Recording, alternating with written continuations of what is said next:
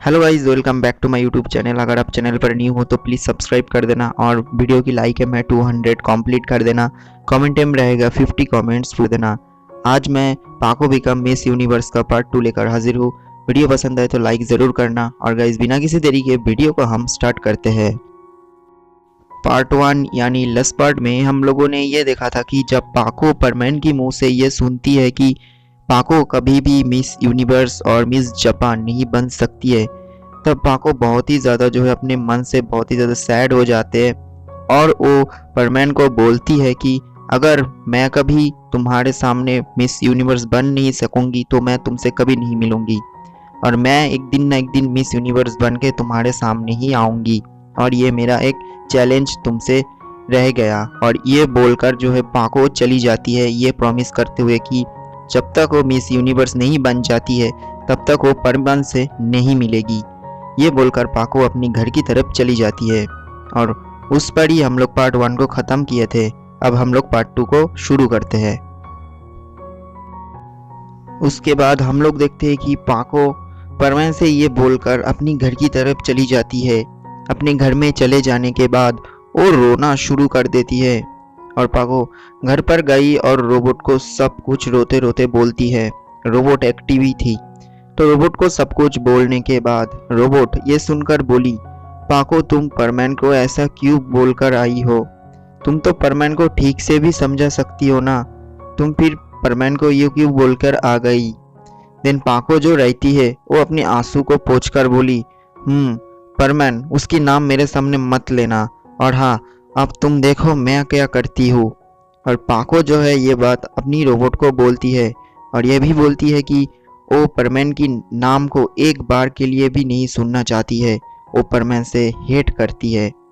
और पाको जो है ये बोलकर उसकी जो वॉशरूम है उसके अंदर वो चली जाती है। पाको रोते रोते अपनी वॉशरूम के अंदर चले जाने के बाद वो अपनी मिरर के सामने जाकर खड़ा होती है और मिरर के सामने जाके खड़ा होने के बाद वो अपने आप को देखती है मिरर के अंदर। पाको मिरर के सामने खड़ा होने के बाद वो अपनी जो आंसू है उसको पोंछती है और पोंछने के बाद वो अपने फेस मास्क को उतारती है और फेस मास्क को उतारने के बाद वो फिर से अपने आप को देखती है और देखकर बोली, पाको अब टाइम आ चुकी है सबको जवाब देने की। तुम ये कर सकती हो, तुम मिस सुमिरे हो, तुमसे ज़्यादा अच्छी मिचिको कभी नहीं बन सकती है और तुम ही मिस यूनिवर्स बन सकती हो। और पाको यानी मिस सुमिरे ये अपनी मन ही मन बोलती है। आप लोगों को तो पता ही है कि पाको मिस सुमिरे है, तो मुझे न्यू करके कुछ बोलना नहीं तो पड़ेगा। एनीवे गाइस, स्टोरी को आगे बढ़ाते हैं।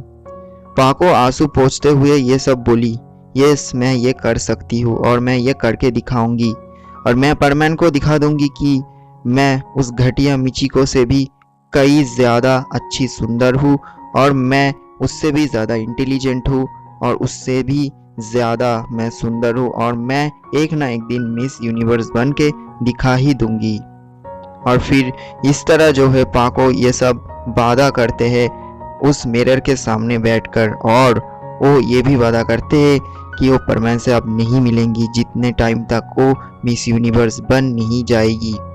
और इसी तरह ही जो है गाइस वो दिन इसी तरह गुजर जाते हैं अपने रोबोट के साथ बातें करते करते। तो गाइस इसी तरह वो दिन गुजर गया। अब हमें स्टोरी में अगले दिन यानी नेक्स्ट दिन की सीन्स दिखाए जाते हैं। अभी मॉर्निंग यानी सुबह हो चुकी है। पाको की सीन्स दिखाए जाते हैं हम लोगों को। पाको सुबह अपनी नींद से उठकर सबसे पहले बर्डमैन को कॉल करती है और बर्डमैन को कॉल करके पाको बर्डमैन को बोली, बर्डमैन आप प्लीज़ मुझे शहर की सबसे बड़ी ब्रिज के सामने मिलने के लिए मुझसे आए, अकेला ही आना और मैं खुद आपसे कुछ पर्सनली बातें करना चाहती हूँ, तो प्लीज़ आ जाना और ये अर्जेंट है। देन बर्डमैन जो है वो बोला, ठीक है मेरा अभी तो कोई काम नहीं है तो मैं आ जाऊंगी, तुम भी टाइम पर चले आना और देखती हूँ कि तुम्हारी क्या अर्जेंट बातें हैं। बर्डमैन ये बोलकर जो है कॉल को कट कर देते हैं और बोलते हैं ठीक है डोंट वरी। और इसके बाद जो है हम लोगों को उसी टाइम की सीन्स दिखाए जाते हैं जिस टाइम से पाको बर्डमैन के आने के लिए बोलती है। एनीवे गाइस, बर्डमैन जो है ठीक उसी वक्त उस ब्रिज के सामने पहुंच जाते हैं और साथ में पाको भी।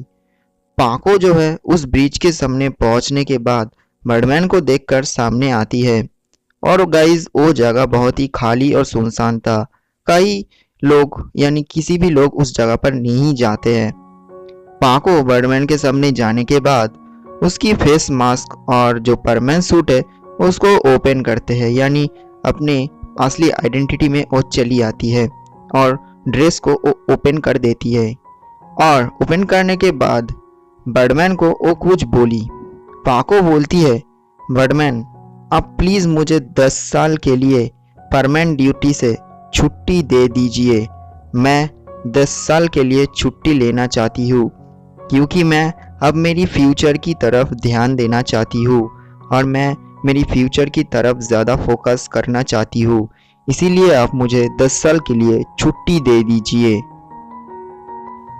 बर्डमैन पाको की मुंह से ये बात सुनकर बहुत ही ज़्यादा चौंक जाते हैं। बर्डमैन सोचने लग जाते हैं कि आखिर पाको को हुआ क्या है। देन बर्डमैन पाको को बोला, देखो पाको, तुम ऐसे ड्यूटी को रिजाइन नहीं कर सकती हो, ये परमानेंट ड्यूटी है। इस तरह तुम्हें तुम्हारी मर्जी से तुम इस ड्यूटी को छोड़ नहीं सकते हो, समझे? और ये परमानेंट ड्यूटी है, कोई बच्चों का खेल नहीं। देन पाको बर्डमैन की ये बात सुनकर वो जवाब देते हुए बोलती है, बर्डमैन मैंने कब कहा कि मैं ड्यूटी रिजाइन कर रही हूँ और मैंने कब कहा कि मैं ड्यूटी छोड़ रही हूँ? मैं बस आपको बोल रही हूँ कि मुझे 10 साल के लिए छुट्टी दे दीजिए। मैं 10 साल बाद परमानेंट ड्यूटी फिर से ज्वाइन कर लूँगी और मैं बहुत दिनों से ड्यूटी कर रही हूँ और मैं एक भी सिंगल डे छुट्टी नहीं ली है। तो प्लीज़ मुझे अब 10 साल के लिए छुट्टी दे सकते, बस मेरे फ्यूचर के लिए।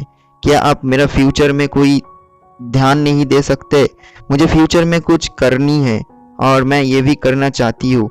मुझे परमानेंट ड्यूटी हर साल नहीं करनी है, मैं अपने फ्यूचर की तरफ ही ध्यान देना चाहती हूँ। तो प्लीज़ मुझे 10 साल के लिए तो छुट्टी दे दीजिए। 10 साल बाद मैं फिर से परमानेंट ड्यूटी ज्वाइन कर लूँगी। प्लीज़ मुझे 10 साल के लिए छुट्टी दे दीजिए।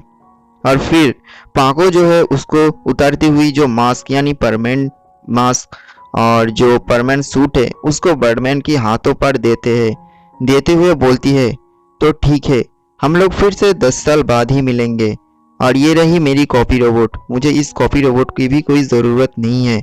मैं रोबोट को आखिरी बार के लिए बाय बोल चुकी हूँ और हम फिर से 10 साल के बाद ही मिलेंगे। एनीवे, तो चलिए गुड बाय। और ये बोलकर पाको जो है उड़ते उड़ते बर्डमैन को बाय बोलकर चली जाती है अपनी घर की तरफ।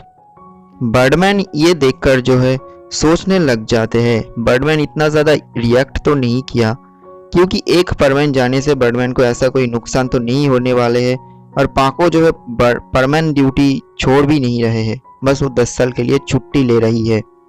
बर्डमैन सोचने लग जाते हैं कि आखिर ये पाको को हुआ क्या है, ये तो ऐसा कभी नहीं करती है, क्या बात है। तो ओके गाइस, उसके बाद वो सीन उस पर ही खत्म हो जाते हैं। अब हमें नेक्स्ट सीन्स दिखाए जाते हैं। नेक्स्ट सीन्स में हम देखते हैं कि परमैन जो है दूसरी तरफ मिचिको को बहुत ही ज़्यादा सपोर्ट करना शुरू कर देते हैं। उसको पाको की तरफ कोई ध्यान ही नहीं है कि पाको कुछ दिनों से ड्यूटी पर नहीं आ रहे हैं, क्या हो रहे हैं, उसको कोई ध्यान ही नहीं है। और परमैन जो है मिचिको को बहुत ही ज़्यादा सपोर्ट करना शुरू कर देते हैं, साथ में उसके साथ रहना भी शुरू कर देते हैं। रहना मतलब बस स्कूल की टाइम पर जाना और आना, बस इतना सा ही, और साथ में होमवर्क करना और कई बार उसको सपोर्ट करना, बस ऐसे ही। परमैन अब मिचिको को थोड़ा थोड़ा जो है पसंद करने लग गए हैं। लेकिन परमैन ये कभी मिचिको को बोल नहीं पाया। मिचिको को कभी वो अपने मुंह से ये बातें बोल नहीं पाया कि वो मिचिको को पसंद करते हैं।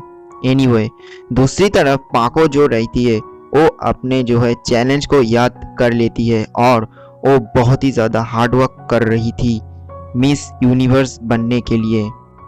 बट पाको के साथ पाको की रोबोट अकेला नहीं थी, यानी पाको के साथ तो उसका रोबोट भी नहीं है, तो उसको चेयर अप करने के लिए कौन है। बट पाको के पास बहुत सारा ऐसे लोग हैं जो कि पाको को सपोर्ट करती है, क्योंकि आप लोगों को तो पता ही है कि पाको मिस सुमीरे है और मिस सुमीरे का पास मेकअप आर्टिस्ट की कमियां नहीं है। पाको को गाइड करने के लिए बहुत सारे मेकअप आर्टिस्ट थी, तो उन लोगों ने मिलकर पाको को बहुत ही ज़्यादा सपोर्ट करते रह जाती है। बट पाको तो मिस सुमीरे है और उसके पास इतना ज़्यादा जो है मेकअप आर्टिस्ट है, ये तो हम लोगों को पता है, लेकिन पर मैन को ये नहीं पता है। साथ में मिची को तो उसको तो कुछ पता ही नहीं है। और ऐसे देखा जाए तो मिचिको के पास बस एक नॉर्मल सी एक मेकअप आर्टिस्ट है, और दूसरी तरफ हमारे सुमीरे यानी पाको के पास 1000 से भी ज़्यादा मेकअप आर्टिस्ट है। और साथ में मिचिको कितनी सुंदर है आप लोग तो जानते ही हो। तो आप लोगों को क्या लगता है कौन जीतेगा इस कॉन्टेस्ट यानी मिस जापान कॉन्टेस्ट? अभी तो मिस यूनिवर्स बाकी है, कमेंट करके ज़रूर बताना। और इसी पर ही हम लोग पार्ट 2 को ख़त्म करते हैं, और पार्ट 3 में भी हम लोग जानेंगे कि पाको किस तरह मिस यूनिवर्स और मिस जापान बनती है। एनीवे गाइज, तो चलिए आज के लिए इतना ही, मिलते हैं न्यू वीडियो पर। ओके गाइज, तो ये था पाको बिकम मिस यूनिवर्स का पार्ट 2। वीडियो कैसा लगा कमेंट में ज़रूर बताना। 200 लाइक एम प्लीज़ कंप्लीट कर देना। साथ ही साथ चैनल पे न्यू हो तो प्लीज़ चैनल को सब्सक्राइब करके सपोर्ट ज़रूर करना। और 50% लोग देखते नहीं हो वीडियो, मैंने देखा है, तो प्लीज़ सपोर्ट करो, चैनल को सब्सक्राइब करो और गाइज चैनल को ग्रो होने में मदद करो। और कुछ नहीं, बस ऐसे ही। चलिए गाइज, मिलते हैं न्यू वीडियो में, फ्रेश वीडियो में पार्ट 3 के साथ और लास्ट पार्ट के साथ। तब तक के लिए take care, bye bye and see you again.